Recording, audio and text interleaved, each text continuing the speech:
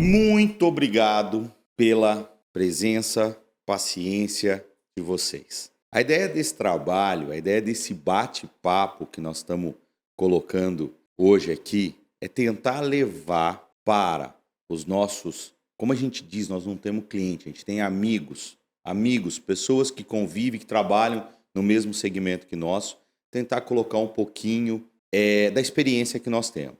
Gente, o Grupo Passarini junto com a Green, que aqui está presente para responder as perguntas a partir de hoje, não tem experiência nenhuma nessa atividade. Então vocês perdoem nós se nós falarmos ou errarmos alguma coisa na gravação do podcast. São todos técnicos aqui. Todos que estão presentes são pessoas que estão acostumadas a fazer atividades, construir avaliações, pesquisa clínica. Não temos artista, não temos modelos, não temos nada, tá? Então, a ideia surgiu principalmente quando nós começamos a observar os grupos de discussões que existem na internet, são vários, e nós não conseguimos responder. Isso começou a gerar uma frustração na gente, pela correria do dia a dia e toda essa parte. Como responder? Como nós conseguiríamos responder tantas questões, né? E aí o que a gente pensou? Por que a gente não tenta montar um webinar, algumas situações, e surgiu essa ideia.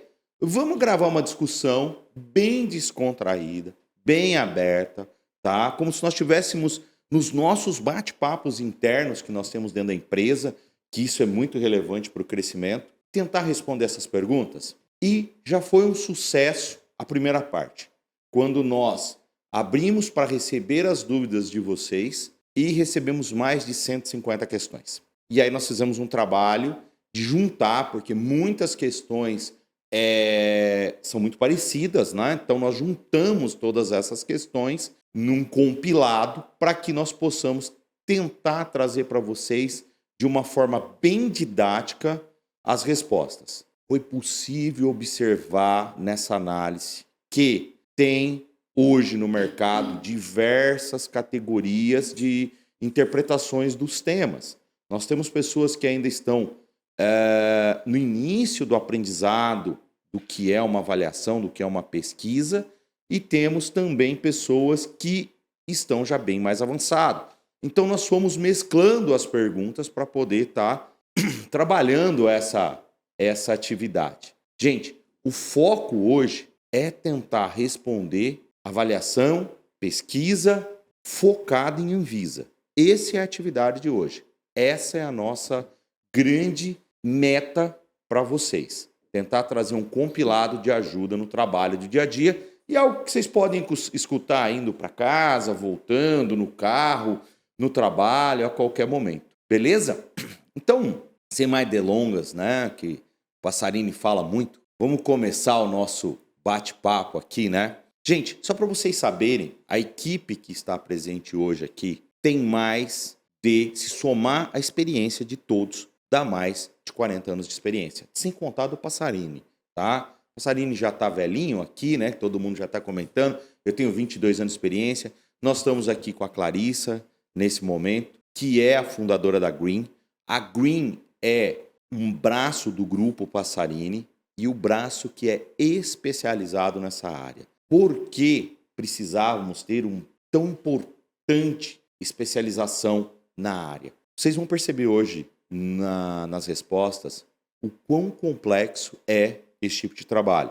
E a gente verifica constantemente que as pessoas não têm mais noção do tamanho que é esse trabalho que a gente tem. Então, cada pessoa que estiver aqui presente, a gente vai revezar a equipe que vai estar aqui respondendo para que todo mundo que participa da Green esteja aqui presente, né? E também um convidado especial que a gente trouxe, que é a Grazi Brum, muito conhecida nesse mercado, no ramo de regulamentação, para tentar ajudar a gente a responder e trazer tentar mostrar a vocês como que o mercado, como a Anvisa vem enxergando essa situação. E para começar esse bate-papo com a minha amiga Grazi, por que a Anvisa hoje começou a pedir avaliação clínica, né? Essa pergunta veio muitas vezes, gente. Veio muitas vezes. Mas por quê? Há 10 anos atrás eu montava um processo, não precisava nada disso. Não tinha nada disso, nada. Hoje está pedindo um monte de coisa. O que está acontecendo nesse mercado regulatório? O que está se pegando no mercado regulatório? Bom dia, gente. Obrigada pela oportunidade. O mercado regulatório do mundo inteiro ele está evoluindo, né? E existiram alguns marcos para que essa evolução fosse forçada nos mercados. Um dos principais e mais conhecidos disso foi a prótese mamária, um produto de baixa qualidade, de um silicone industrial, que transformou radicalmente a vida de milhares de pessoas, aliás, de mulheres, né? No Brasil, estima-se que aproximadamente 25 mil mulheres têm essas próteses implantadas. Com esse escândalo mundial, todas as agências de vigilância sanitária passaram a ficar mais atentas em todos os processos de regulamentação, tanto do ponto de vista regulatório, especificamente dos processos de registro, seja a Anvisa, seja a Comunidade Europeia, seja a própria FDA, quanto também nos processos de inspeção sanitária. Tá? Então, as pessoas que trabalham com boas práticas de fabricação também perceberam que as inspeções elas têm ficado mais exigentes. A norma basicamente não mudou, mas as exigências mudaram. E falando especificamente de avaliação clínica, nós tínhamos a RDC 56, que falava dos requisitos essenciais, e que já estava definido lá nos seus artigos que eu precisava de evidência clínica para comprovar a segurança do produto. Isso sempre esteve lá. Não houve nenhuma modificação quanto a isso. A diferença é que nessa parte de evidência clínica, a gente juntava meia dúzia de artigos que muitas vezes não tinham absolutamente nada a ver com o nosso produto em si, falava da tecnologia, falava do tipo de cirurgia, e isso passava, certo? Em 2018, a Anvisa lançou uma portaria que fala sobre a revisão das regulamentações, né?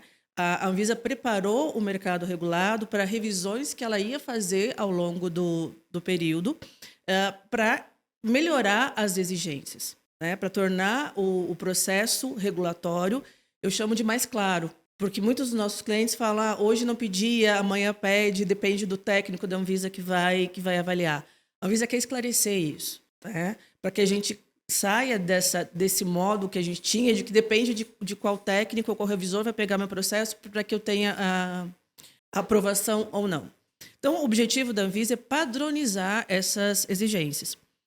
Bom, teve a portaria de 2018, aí você tem a nova emissão dos requisitos essenciais, que, se eu não me engano, é a RDC 546, que continuou falando que as evidências clínicas são mandatórias.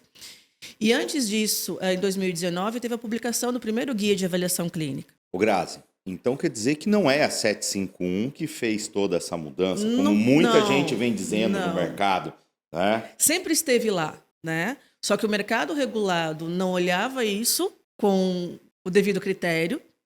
A própria Anvisa não tinha requisitos claros de como exigir o cumprimento da lei que já estava lá. A regra já existia. E é interessante a gente perceber que essa situação ela vem se originando da Europa e dos Estados Unidos, né? Cada vez mais forte, ditando essas tendências. E essas tendências começaram a aparecer agora muito forte na América Latina como um todo. Se a gente olhar Peru, Equador, México, eles estão cada vez mais exigindo, porque a Anvisa dita a tendência para esses outros países, para essas outras agências, né? Exatamente. E eu acho que a entrada de muitos produtos internacionais, de muito produto que tem marcação CE, não necessariamente os europeus, mas muito produto certificado na Europa, com o segmento dos guias MEDEV para avaliação clínica, abriu a visão da Anvisa de como isso pode ser um processo completo. E por que não exigir isso de todo mundo, né? Não é um processo complexo de ser feito. Eu, pelo menos, entendo que se a gente estudar o assunto, estudar o produto, e que se a gente tenha uma equipe efetivamente multidisciplinar, não é um trabalho difícil de ser feito, né?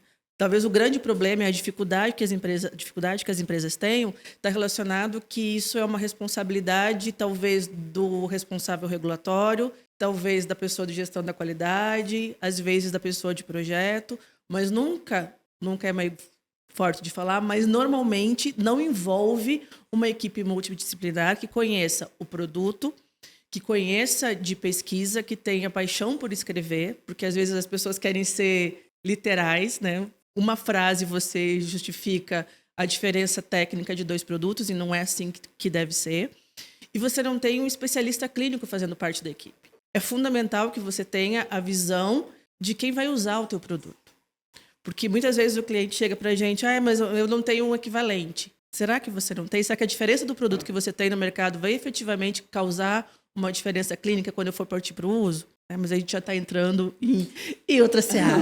Aí nós vamos para outra atividade. Não, mas é bem interessante a gente ver essa história, acompanhar um pouco da história, como a história se portou durante esse período, para não achar que a mudança foi abrupta. Ela não foi. Ela veio crescendo gradativamente. A gente vê muitas empresas que vieram renovando seus registros e nunca pararam para voltar lá atrás e reconstruir conforme o estado da arte atual. Eu acho que é esse o nosso maior problema hoje.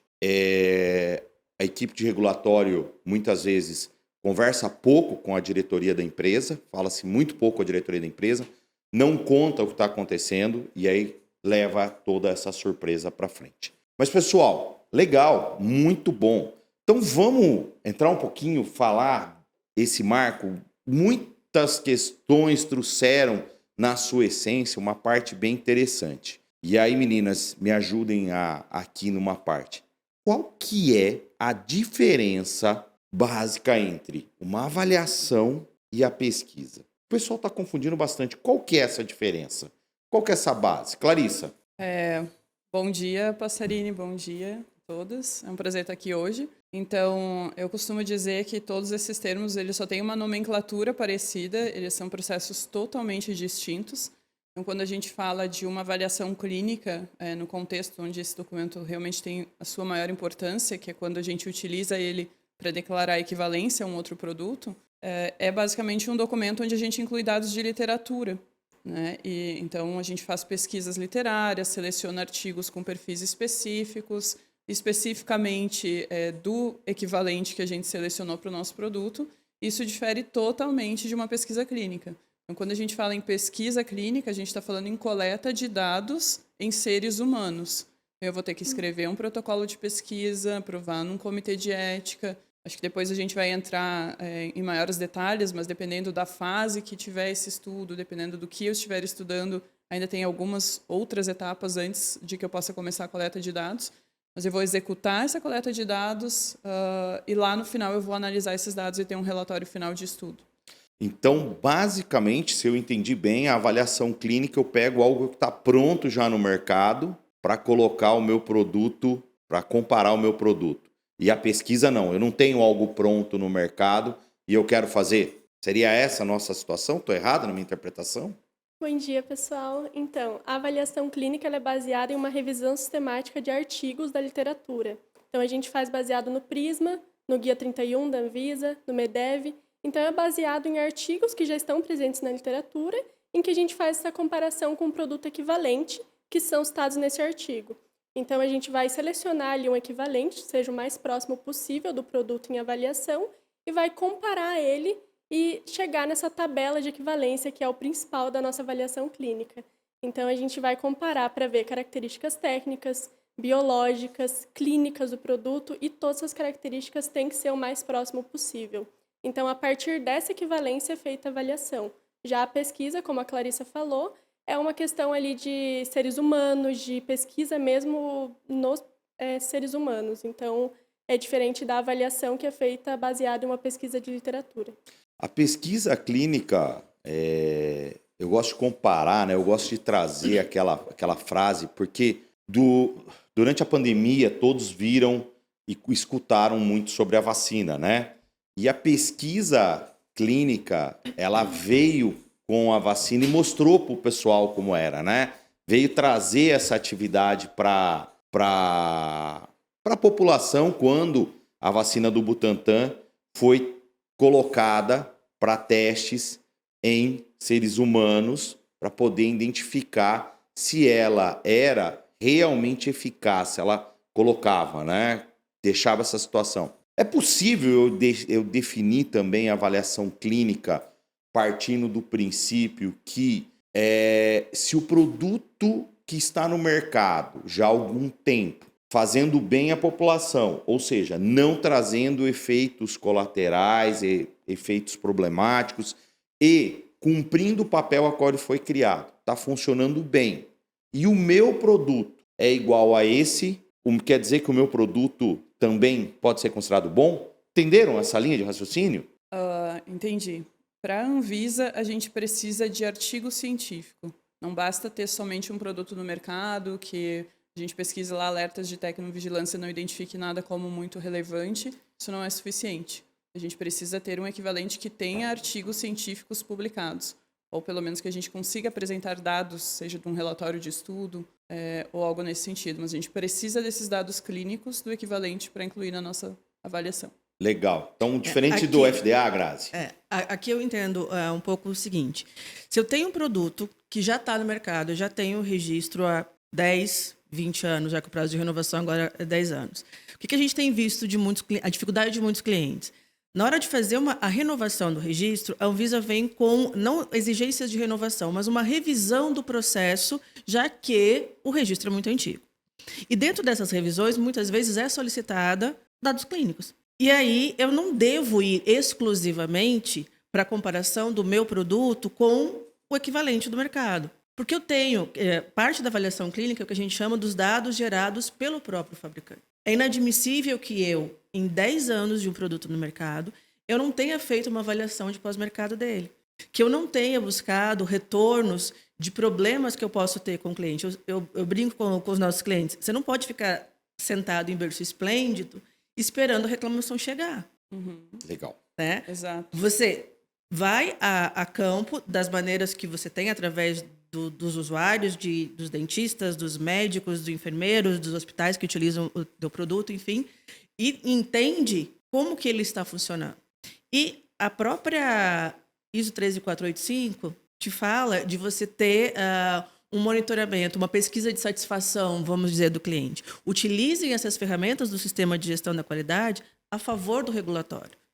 Né? Porque hoje a gente percebe as empresas muito presas no básico, elas não pensam fora da caixa de como esse básico pode atuar a meu favor e levantar dados que eu vou utilizar no futuro como uma base para fazer uma inclusão de apresentação. A gente vê muitas empresas que ficam com medo de incluir simplesmente uma apresentação no seu produto, porque a Anvisa vai mexer num processo que está lá há 8 anos e que eu não mandei um material clínico suficiente, eu tenho medo que eles peçam. E eles realmente podem. Não, e agora estão pedindo, né? Estão. E agora estão pedindo. Uma coisa que é bem interessante, que as empresas não estão entendendo. Ela não está esperando abrir, você ir lá mexer nessa caixa de Pandora para ela analisar. Muitas vezes, a Anvisa está indo e pegando um processo e abrindo exigência. Mas já aproveitando, pegando o gancho da sua resposta, que é a nossa pergunta 3, que o pessoal colocou aqui para nós, bastante, né? Qual que é a diferença entre avaliação clínica e pós-mercado? Chegou muitas perguntas envolvendo a situação. Como usar meu pós-mercado numa avaliação clínica? Posso utilizar meu pós-mercado? Então, essa pergunta ela se desdobra em várias outras, né? Mas, basicamente, qual que é a diferença? Então, o pós-mercado, principalmente depois da publicação da ISO 14155 na versão de 2020, ele se assemelha muito a uma pesquisa clínica. Tem alguns fatores ali específicos que a gente tem isenção, né, por ser já um produto registrado, mas ele é um processo muito mais parecido com uma pesquisa clínica. Tá? Acho que dentro do contexto que a Grazi falou, acho que é bem importante a gente diferenciar esses dois cenários, né? Então, se o meu produto ele não é registrado, obviamente eu não tenho dados dele, a minha saída é ter um equivalente com dados clínicos. Né? Isso eu estou excluindo a possibilidade de conduzir uma pesquisa clínica pré-mercado. Agora, se eu já tenho um produto registrado, por mais que eu possa não ter um equivalente com dados, eu tenho essa saída de utilizar dados do meu próprio produto. Né? Então, eu poderia conduzir o que a gente chama de um estudo de pós-mercado. Né? Estudo de pré-mercado é de produto que não é registrado, estudo de pós-mercado é quando o produto já possui o registro no mercado-alvo que a gente está tratando. Né? Então quer dizer que a Anvisa aceitaria, desde que grafado corretamente, um estudo de pós-mercado para uma renovação, para um trabalho desse tipo? de uma revisão uma revisão processual para uma renovação de registro, sim. E aí, Clarice, eu tenho uma pergunta, porque os nossos clientes acabam perguntando muito isso na rotina. Muitas empresas acabam tendo parceiros clínicos, né? Médicos, dentistas, e que eles têm uma produção acadêmica, vamos dizer assim, né? Mas com estudos que foram desenvolvidos com a aprovação dos comitês de éticas das universidades onde eles estão. E eu posso usar isso como um pós-mercado? A gente também recebe muito essa pergunta, né? Bastante frequente. A resposta é a mesma resposta para a maior parte das perguntas que nos fazem, que os clientes não gostam dessa resposta, mas depende. Né? Eu não gosto de você, Clarice. Depende da qualidade do dado, depende de como esse estudo foi conduzido, né? Quando a gente fala em pesquisa clínica para fins regulatórios, a gente precisa conseguir rastrear tudo o que acontece dentro de um estudo, né? Então, eu consigo rastrear cada informação, eu consigo ter acesso ao documento-fonte do que eu tenho lá dentro do meu banco de dados. As pessoas que conduziram esse estudo, elas eram devidamente treinadas para isso, capacitadas para isso. O dispositivo ele foi utilizado como está lá nas instruções de uso do produto. Então, são vários fatores a serem analisados, né, para a gente conseguir dizer pode ser utilizado ou não pode ser utilizado. Adianto que, na grande maioria das vezes, não. Né, a gente não consegue utilizar. Se a gente for... Os prontuários dos pacientes acabam ficando muito pobres, né? Exato. Muito pobre. A coleta de dados que é o problema, não é o que se colocou, né? Que está ali, que está funcionando, isso a gente sabe. Mas a coleta de dados, guardar esse dado, que é o grave problema que tem, né? Muitas vezes dentro dessa situação. E ainda, pedindo uma complementação dessa pergunta, se a gente pegasse um exemplo, tá? Um implante odontológico para a indústria odontológica, que a indústria odontológica sempre fala que a gente prioriza a indústria médica, né? Então vamos aqui. O que seria importante eles terem no prontuário desse paciente para que esse dado se tornasse um pouco mais rico? Então, todo estudo para fins regulatórios a gente precisa analisar segurança e eficácia. Então, qualquer tipo de estudo, seja pré-mercado, pós-mercado, a gente precisa sempre ter dados de segurança e de eficácia. Quando a gente fala em dado de segurança, a gente quer dizer principalmente eventos adversos. Então, eu preciso ter lá nos prontuários registros de eventos adversos ou que não teve eventos adversos para eu ter certeza, né, que não teve eventos adversos. Então, eu precisaria conseguir olhar para o prontuário e ter certeza que esse paciente não teve evento ou exatamente quais eventos ele apresentou, né? E, preferencialmente, alguma comprovação daquele evento. Poderia ser um exame laboratorial, um exame de imagem, né? Dependendo do que estivesse acontecendo ali. E quando a gente fala em dados de eficácia, a gente sempre tem que pensar em eficácia relacionada à indicação de uso do produto. Então, aqui que aquele produto se propõe, né? Então, daí, dependendo do que ele se propõe, eu defino lá as minhas variáveis para chegar na conclusão de se ele funciona ou não para aquela finalidade em específico. Então, a gente teria que ter também esse registro específico. Se falando de implantes, por exemplo, a gente teria que seguir esses pacientes, eu acredito que pelo menos teria que ter um segmento ali de 4 a 6 meses pós-implante para a gente tentar justificar a utilização desses dados, né? Esse tempo de segmento ele varia de tecnologia para tecnologia, né? Então, vai depender quanto tempo aquela tecnologia está ainda interferindo no meu fisiológico ou quanto tempo ela pode ainda me causar algum evento. Então, o tempo do estudo é dependente deste tempo, né? Então, tem tecnologias que vai ser suficiente eu seguir 12 semanas e tem tecnologias que eu vou seguir esse paciente por anos, né? Como é o caso de implantes mamários, por exemplo, né? Que hoje em dia as agências pedem estudos mais e mais e mais longos, né?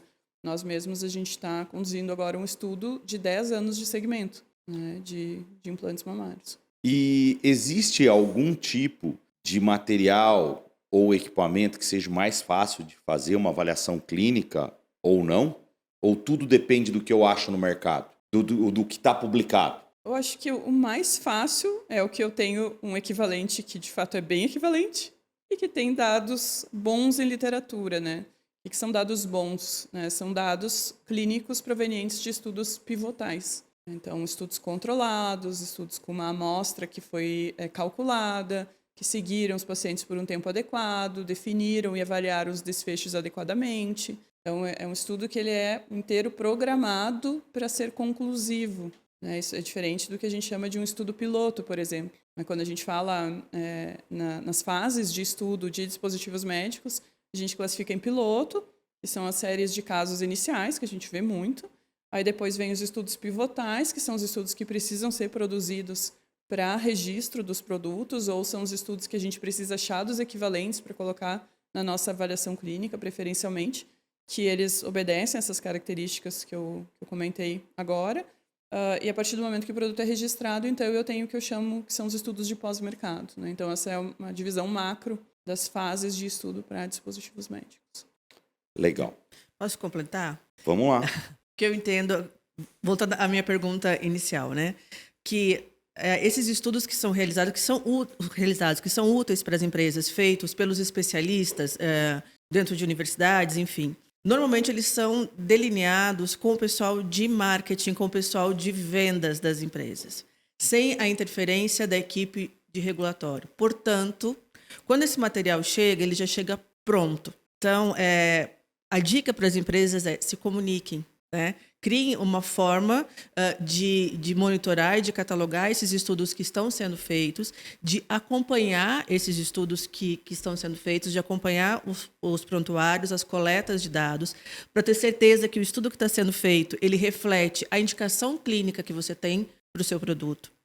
E que você não está, mais uma vez, sendo espectador, isto é, vamos avaliar no prontuário os eventos adversos que já estão catalogados para esse tipo de produto. E não simplesmente chegar a uma conclusão, não houve evento adverso, mas quais você procurou? Como que você avaliou num estudo de implante dentário, por exemplo, se houve uma periodontite, se houve um tipo de infecção, né? E aí, uma outra questão que os clientes colocam muito, por quanto tempo eu tenho que acompanhar? Vamos pensar no implante dentário? Quantos anos ele fica com o paciente? 30? 40 anos? Você acha que um estudo de 3 meses é suficiente? Geralmente não. A gente vai saber que ele não é suficiente, né? E não adianta.